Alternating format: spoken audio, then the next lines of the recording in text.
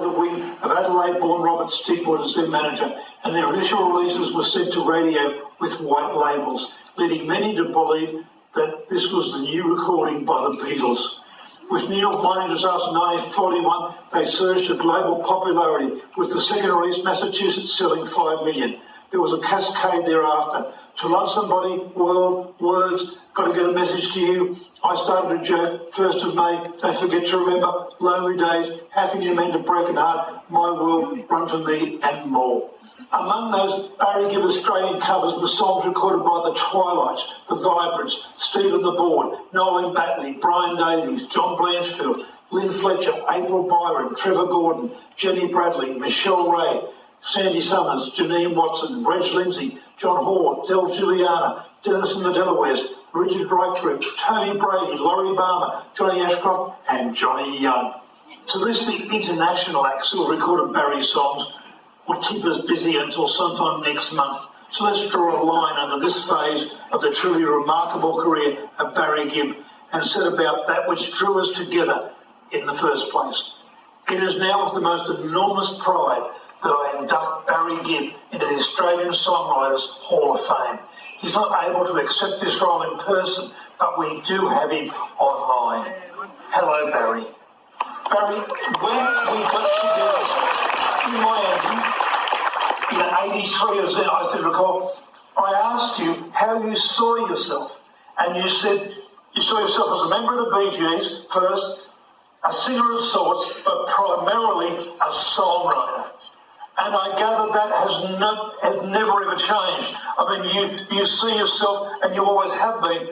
I mean, you rank second to Paul McCartney as the greatest pop songwriter of all. I mean, how important is songwriting to you now? Well, really important. But as you get older, you don't go quite as deep as you could if you had a bit more energy. So at this age, I'm 77. At this point in my life, I'm more retired than I am an artist, so I'm enjoying that.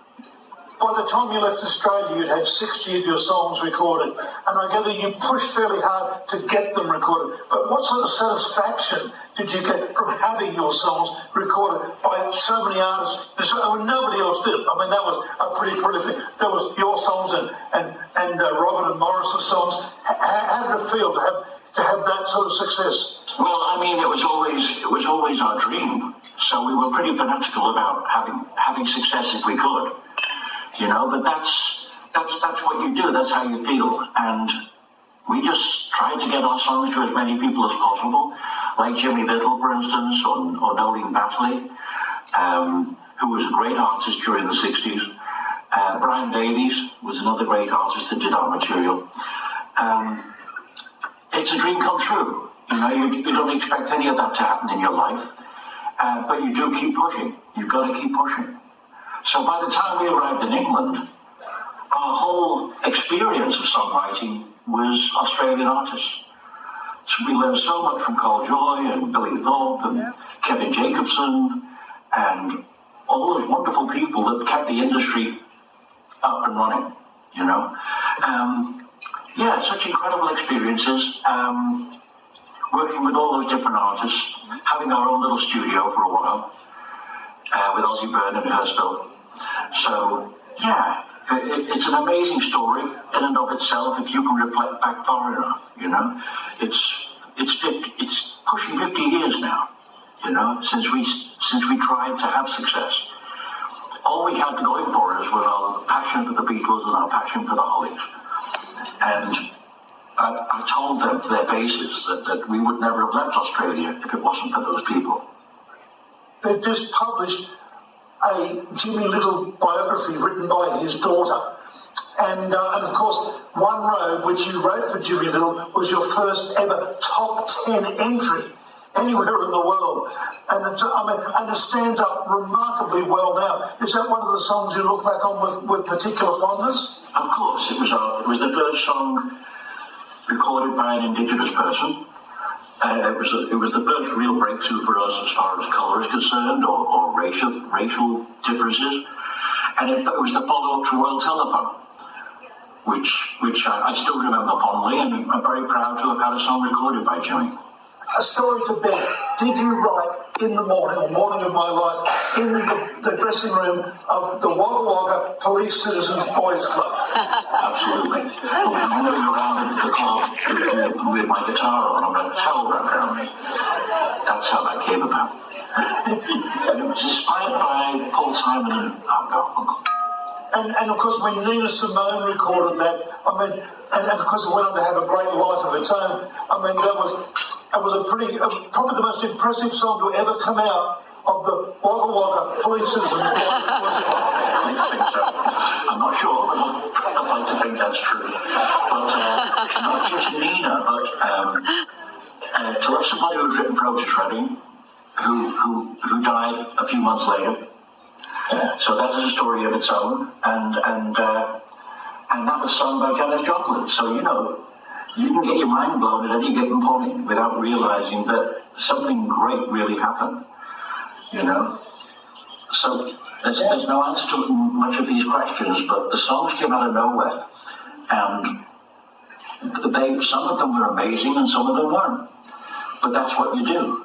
I was talking to Bob Rogers about a year or two ago, and he said, "Oh, you know," he said, "I remember those days when you kids were putting out records." And I said to him, "Well, you know, there were some great songs and there was some crap. and if you don't play the crap, then that's your prerogative, you know." But that's how you break through. That's how you do it. You get a little older and you get a little better and you get a little more experienced.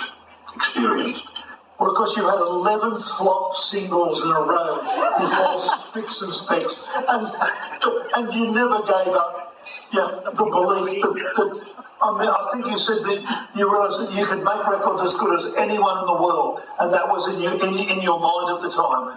And I presume you arrived in England and you made BeeGees first, and that was an astonishing collection of songs.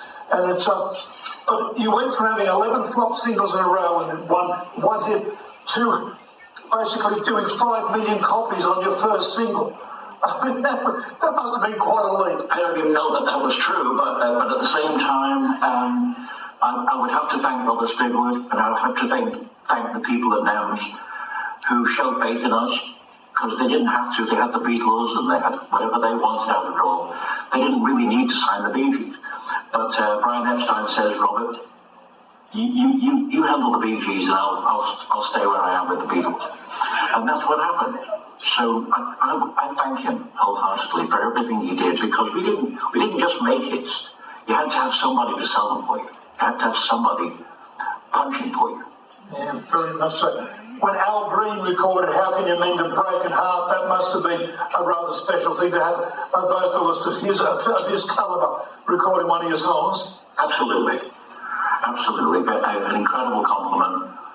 And once again, crossing the racial divide, because we had a lot of hit records in the black charts in America.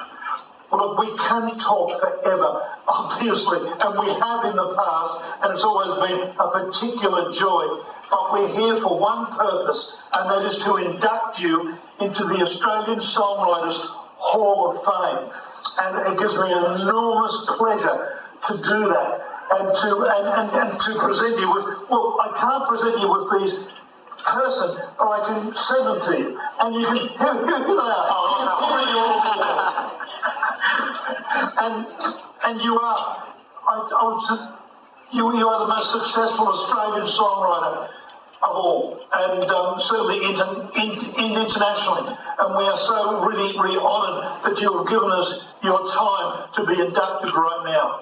Well, it's another blessing for me. It's one of those things that come around the corner, and I never tried to expect anything. I tried to win, I tried to have hits, but I never expected the kind of honours that were given to us later on. So, shocking, but you never expected. And it was a dream come true.